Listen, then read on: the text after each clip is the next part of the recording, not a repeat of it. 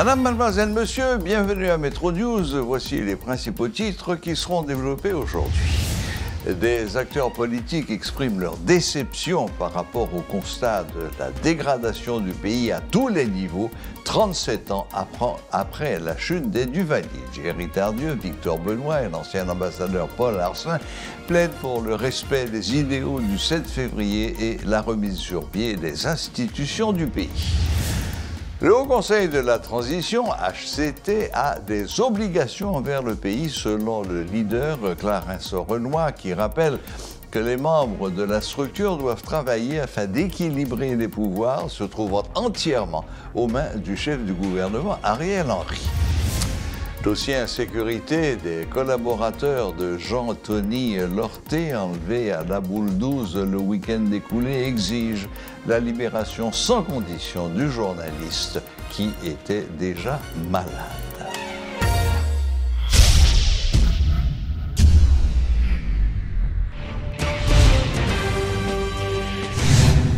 La chute du régime dictatorial en Haïti était un pas important, mais la suite a été mal gérée selon les citoyens de la capitale. Ils dénoncent la précarité de leur vie et la misère dans laquelle ils évoluent. Les citoyens pointent du doigt, du même coup, l'irresponsabilité des dirigeants qui se sont succédés à la tête du pays et qui n'ont rien fait pour changer la vie de leur population.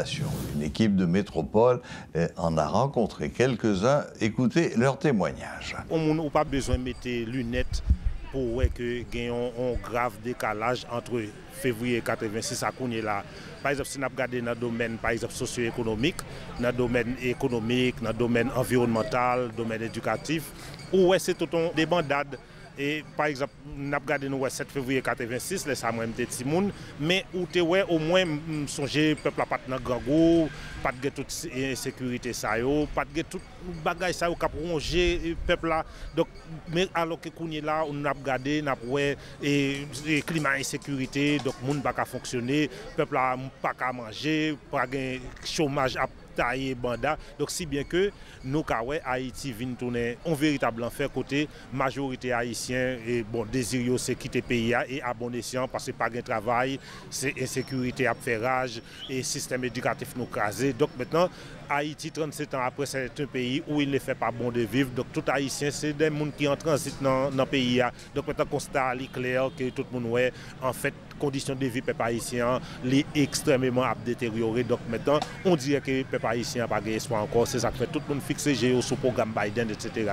Les regarder autour de sous régime Jean-Claude Duvalier, nous ça veut dire nous venons l'autre pays par rapport avec ça nous connaissons. Si tu l'as regardé, si tu dans le système éducatif là, quand on a regardé à cette époque l'école, côté qu'on joindre si moun te joindre ça les cantines populaires.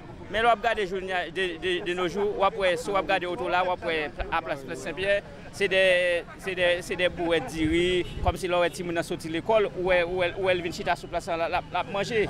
Soit regarder dans le temps, ça, l'autre régime dictateur, Bagay, Duvalier, Jean-Claude, Duvalier, Jean-Claude.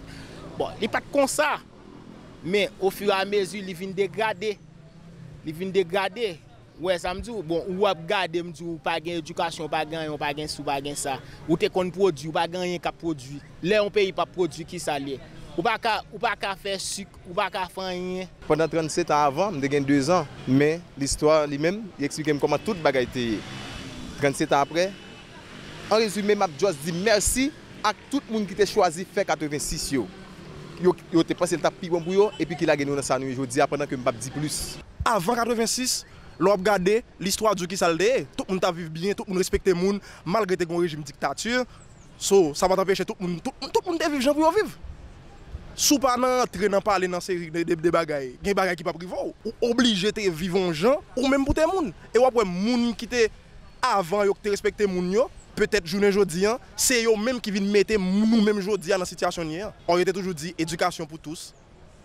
Mais qu'on y a journée là, pas d'éducation. Éducation à aller. Tout bagaille culture, tout bagaille écrasé. C'est même moun 86 qui rend hommage pays à débrasser. Parce que moun sa yo Nous pas ta bataille pour peuple, vous ta bataille pour système pour propre intérêt pas yo. Mais jour comme je dis là, nous avons une jeunesse qui déboisée, nous qui pas encadrement. Zamba qui fait avenir aux jeunesse. C'est éducation qui fait avenir aux jeunesse. C'est éducation qui gagne la vie. L'idée c'est à joindre avec un système parce que nous pas le système dictatorial là. Parce que là ça nous a imposer pour faire ça ou pas doit faire. OK? Donc l'état encore joindre un monde qui malléable mais qui pas trop sage. Qui pas trop sage côté que libéral gagne yeux sur tout genre de bagages ça yo. Et surtout avec gens de Timoun, nous sommes capables de dire cause travail qui pas gagné, et grand goût, la misère qui vient cause. Ils viennent vraiment détériorer. Des acteurs politiques se disent attristés par la dégradation du pays à tous les niveaux, 37 ans après la chute des Duvalier.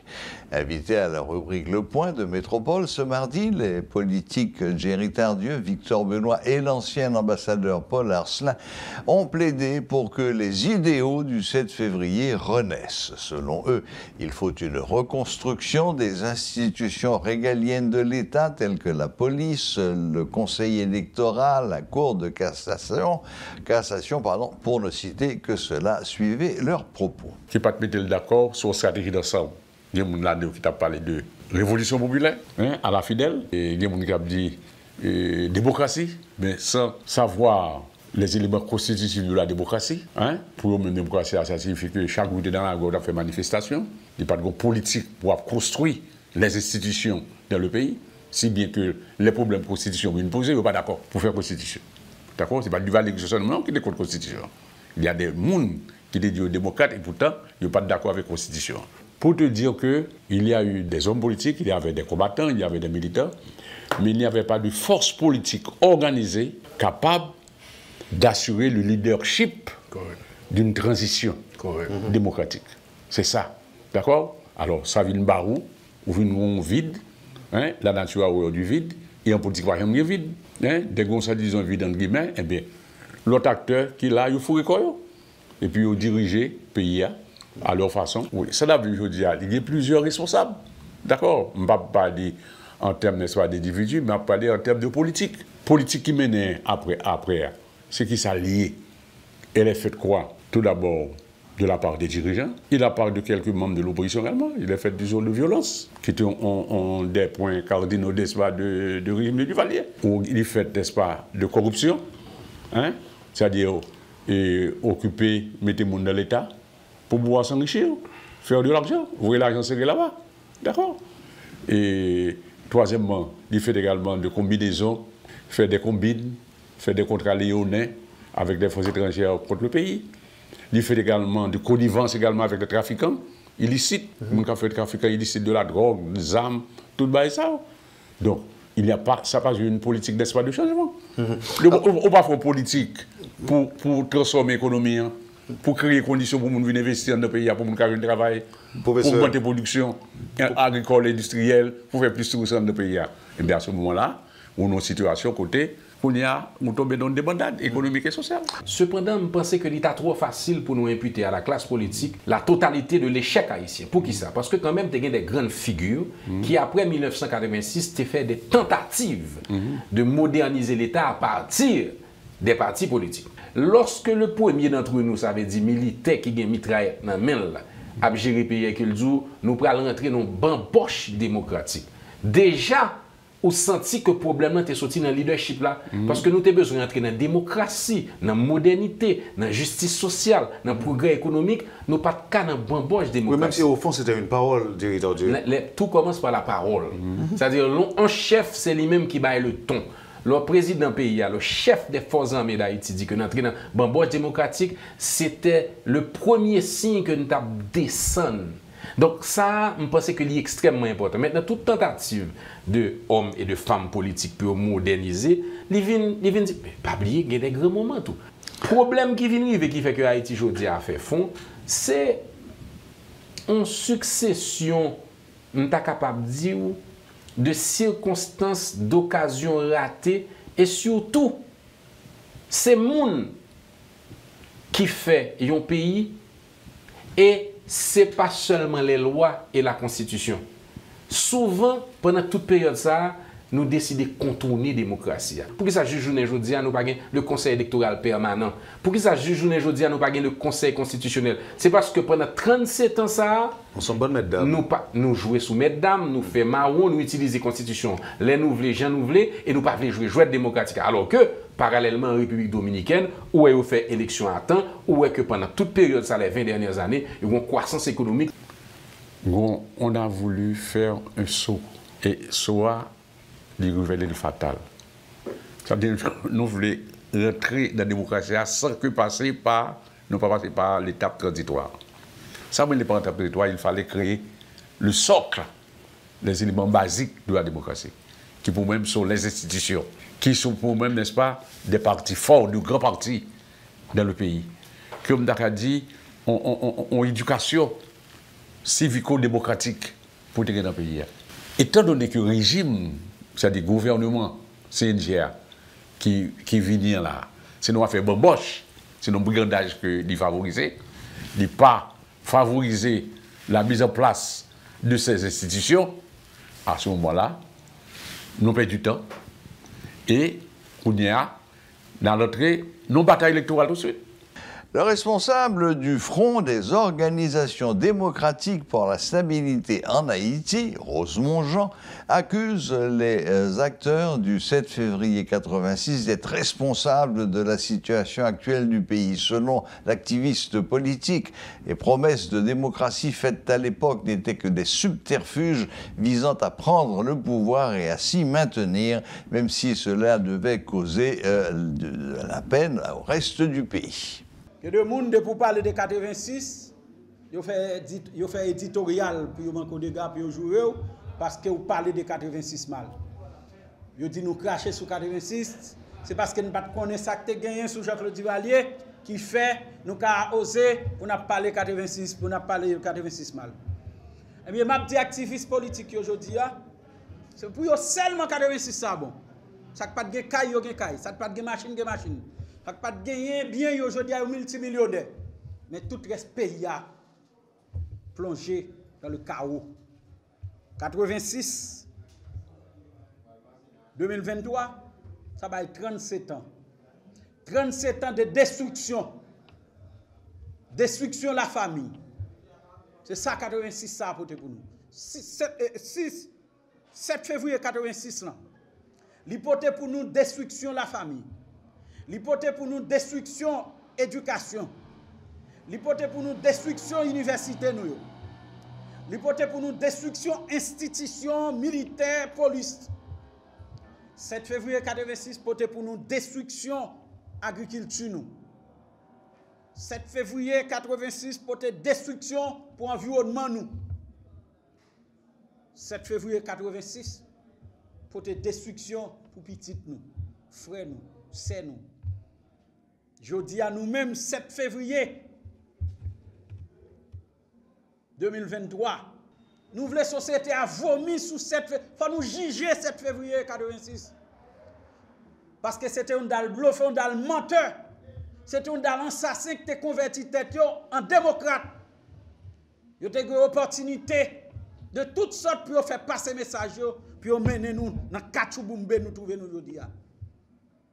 7 février 2023, c'est une catastrophe économique, c'est une catastrophe sociale, c'est une catastrophe politique. Malgré ça, les activistes n'ont pas pris conscience qu'ils n'ont pas préparé pour diriger le pays. Ils n'ont pas pris conscience qu'ils n'ont pas de structure, pas de capacité, ils n'ont pas de compétences pour gérer la chose publique, mais côté ils mènent nous. Et ils continuent à prendre en otage. Des collaborateurs du journaliste Jean-Tony Lorté, enlevés par des bandits armés opérant à la boule douce le week-end écoulé, exigent sa libération sans condition. L'ancien présentateur de la station est victime de l'insécurité généralisée, estiment ses collaborateurs interrogés par Métropole. Le journaliste enlevé n'est pas en bonne santé selon ses proches qui confirment d'un autre côté que les ravisseurs détiennent également son grand frère. Suivez ce reportage de Rudolf Pierre-Louis. Les groupes armés ne font aucune exception. De simples citoyens comme des directeurs généraux, des médecins, des enfants et même des journalistes sont victimes d'enlèvements suivis de séquestrations et de demandes de rançon. Le journaliste de Radiovision 2000, Jean-Tony Lorté, est retenu prisonnier depuis le week-end écoulé par ses ravisseurs. L'ancien présentateur revenait des funérailles de sa belle-sœur à Carrefour lorsqu'il a été enlevé par des bandits à Taraz. D'abord les funérailles, ensuite le kidnapping et ce n'est pas tout, ses ravisseurs détiennent aussi le frère aîné du journaliste. La famille Lorté ne sait plus à quel saint se vouer. Des associations de médias, des travailleurs de la presse, entre autres, s'interrogent sur ce climat d'insécurité généralisé. Des présentateurs de Magic 9 ont failli mourir lors d'une attaque armée, d'autres reporters ou présentateurs qui n'osent pas l'avouer mais reçoivent des menaces sur leur portable. Bref, la liberté de la presse est menacée. Qui plus est, on se rappelle que Radiovision 2000 a déjà perdu l'un de ses journalistes en 2021 en la personne de Diego Charles. La machine de l'insécurité frappe de manière aveugle. Selon les membres de sa famille et ses proches collaborateurs, Jean-Tony Lorté n'a pas une santé robuste. Depuis 3 ans déjà, il suit un régime alimentaire particulier défini par un médecin. Ses collaborateurs rencontrés à Vision 2000 sont présents, mais travaillent dans une atmosphère de frustration et de préoccupation. Toutefois, en tant que professionnel, il s'efforce de garder le moral et d'informer le public de leur mieux. Tant qu'un proche n'a pas été victime, il est difficile de comprendre réellement le sens du mot kidnapping. L'enlèvement du journaliste Jean-Tony Lorté affecte au plus haut point ses collaborateurs à la Radiovision 2000. Lors de la visite d'une équipe de métropole à cette station, il réclame à l'unanimité sa liberté et ceci sans condition. Paul Léel et Rodolphe Pierre-Louis pour Télémétropole.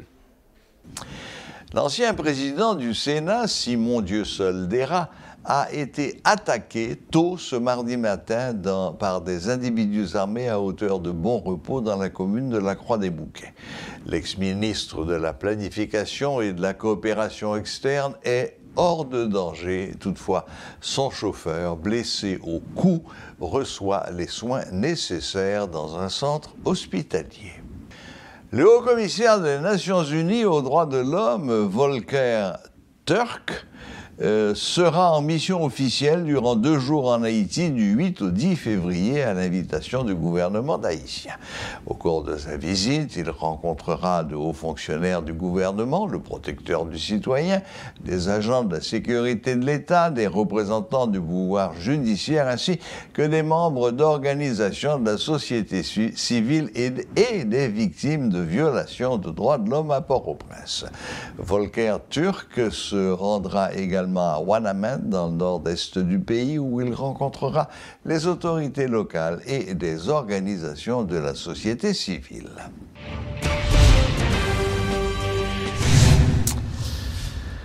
Voilà, la boucle est bouclée. Merci de nous rester fidèles et à la prochaine, même heure, même chaîne.